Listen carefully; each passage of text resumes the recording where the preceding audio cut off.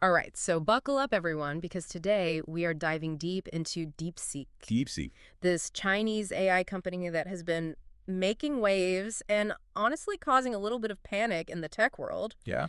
If it feels like you've been seeing their name everywhere lately, you're not wrong. Yeah, their new AI models, DeepSeek V3 and R1, Oh, yeah. have really been shaking things up. We've got everyone talking from, investors to industry experts and even prompting this whole debate about export controls and things like that. Mm-hmm. So we need to figure out, is this company a true game changer? Yeah. Or is this all just hype? I think it's safe to say it's definitely more than just hype, More than hype, okay. especially DeepSeek V3.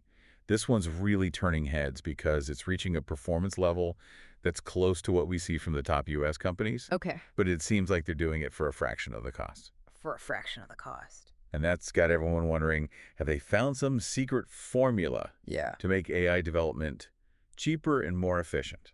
Okay, so let's break down, what's so impressive about DeepSeek V3? Okay. What's going on under the hood?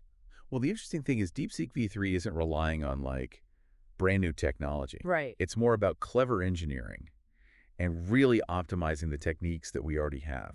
Oh, okay. So, for example, they use this key value cache system. Key value cache. Yeah, it's like giving the AI a super organized memory. Okay. So it can access and process information really quickly, making it much more efficient.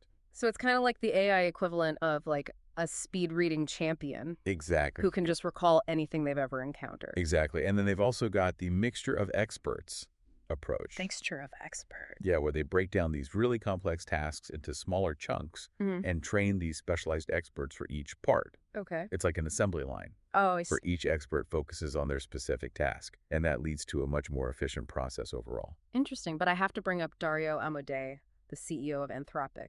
He's saying that DeepSeek's cost reductions are impressive, but not a total revolution. Mm-hmm. Is he just downplaying the competition here? Well, Amadei's perspective is interesting because he's not dismissing what DeepSeek's achieved at all. Right. He's actually using this concept of the scaling curve to explain it. Scaling curve. Imagine a snowball rolling downhill. Okay. The bigger it gets, the faster it goes. Okay. That's kind of like AI development. The more you invest, the better the results. Right. Yeah. And DeepSeek is basically demonstrating what's possible on this curve, pushing the limits of efficiency. So they're not breaking the laws of AI physics, Right. but they are showing what can be achieved with smart engineering and optimization. Exactly. And Amadei's point is that as companies find ways to make AI cheaper, Yeah.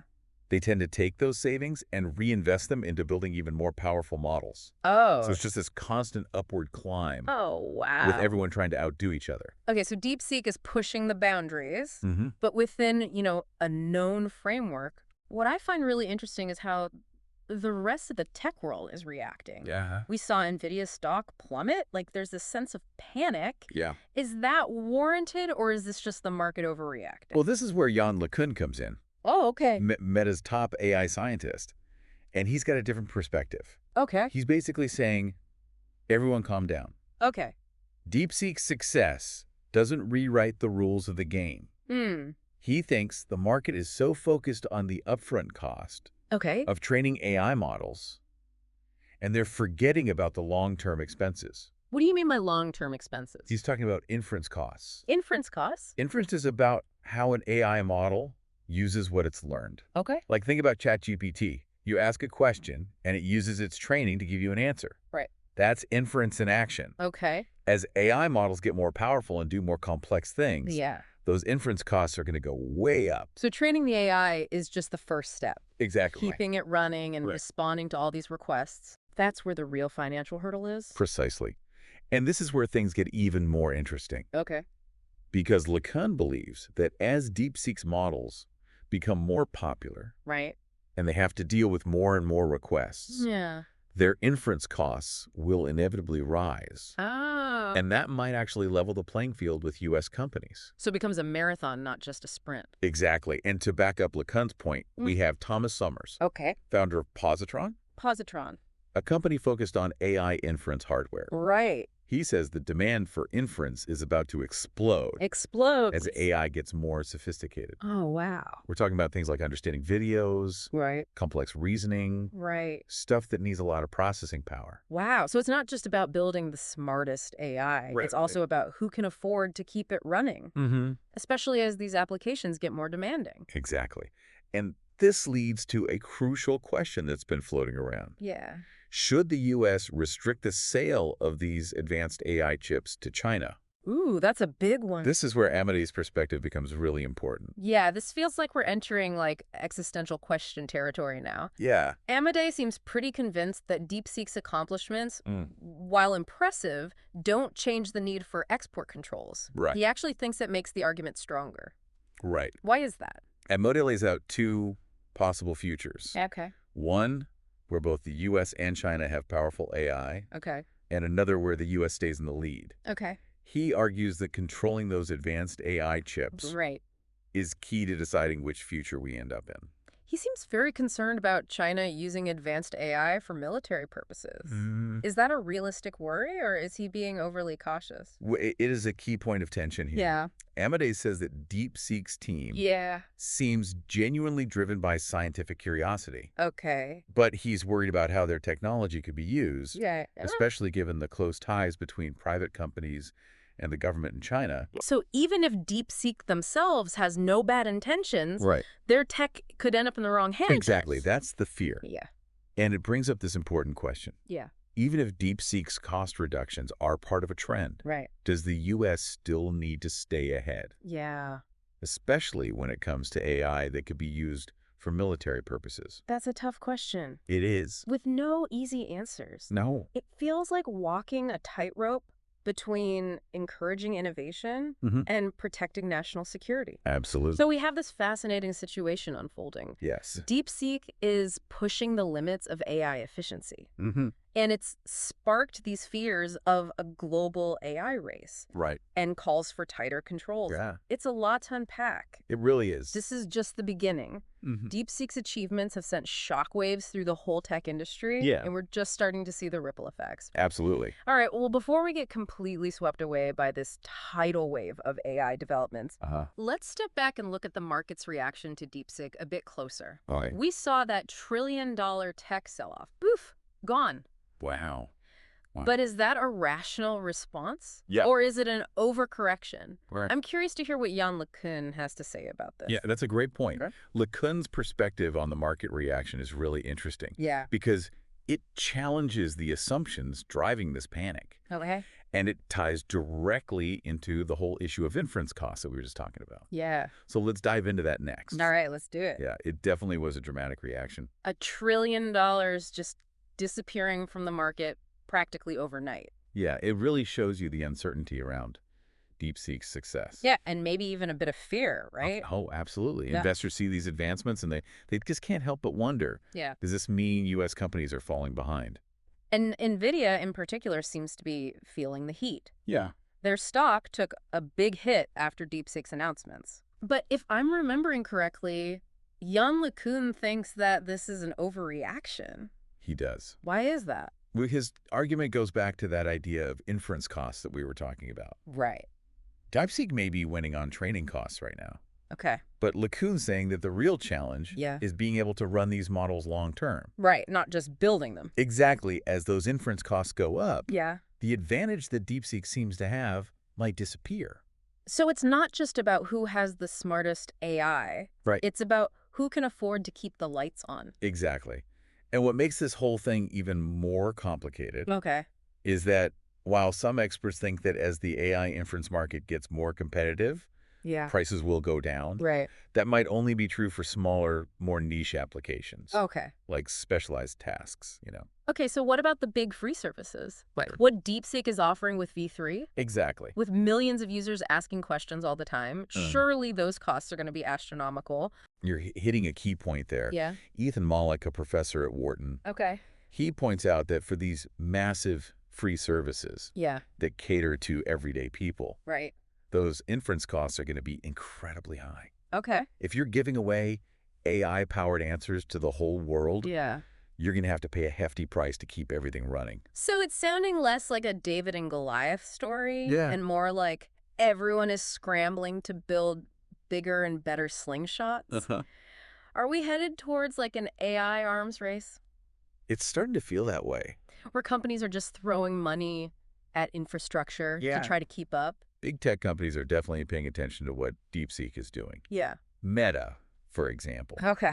is planning on spending a mind-blowing $60 billion this year 60 billion. on capital expenditure just for AI. Wow. What are they planning to do with all of that? A lot of it's going towards building their AI infrastructure Okay. and expanding their AI teams. They're essentially making a big bet Right. that they can compete with DeepSeek and everyone else in this rapidly changing landscape. It's like everyone suddenly woke up and realized, Right. wait a minute, this AI thing is serious business. Yeah. We need to step up our game. Exactly. And it's not just individual companies either. Right. We're seeing these collaborative efforts popping up, Oh, like what? like the Stargate The Initiative, Stargate Initiative. which wants to pull together up to $500 billion $500 billion.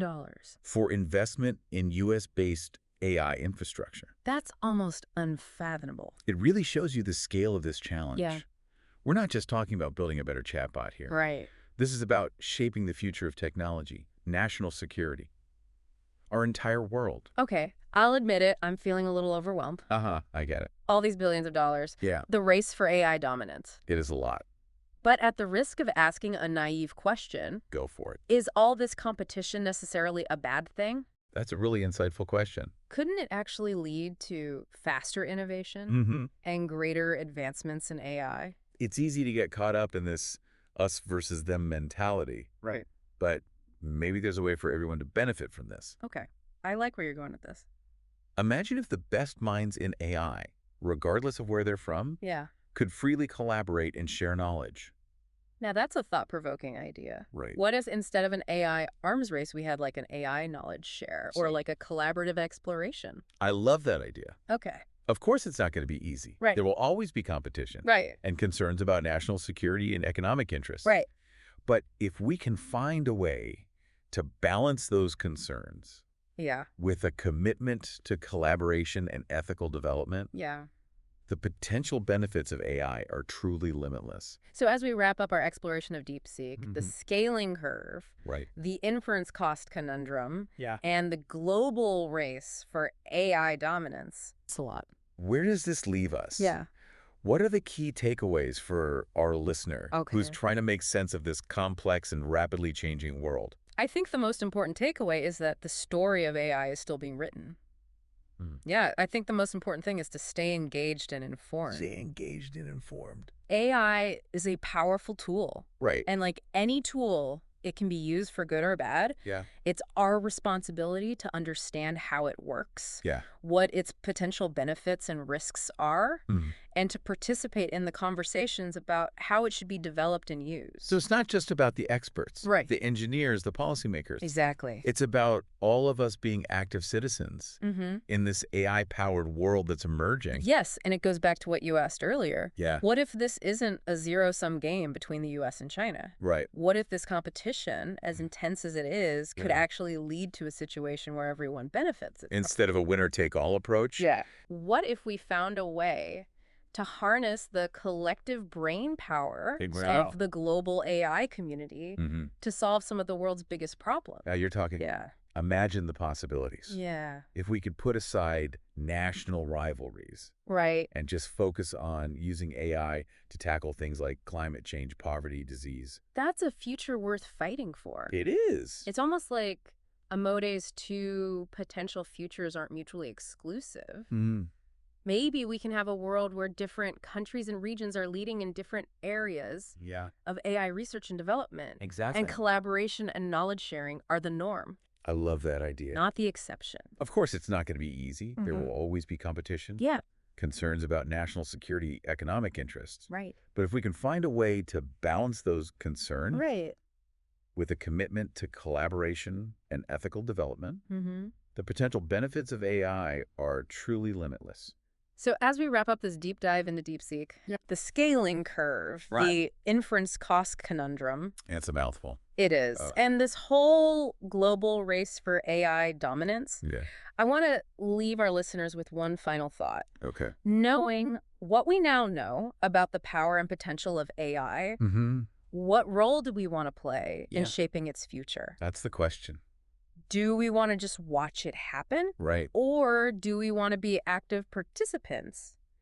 Do we approach it with fear and suspicion or with curiosity and a sense of possibility? Those are the questions we all need to ask ourselves. The story of AI is just beginning. It is. And it's up to all of us to write the next chapter. Absolutely. So to our listeners, we say stay curious, stay informed, and most importantly, stay engaged. Yes. The future of AI is in our hands. It really is. And it's up to us to make it a future we can all be proud of. I agree with that. Until next time, keep diving deep.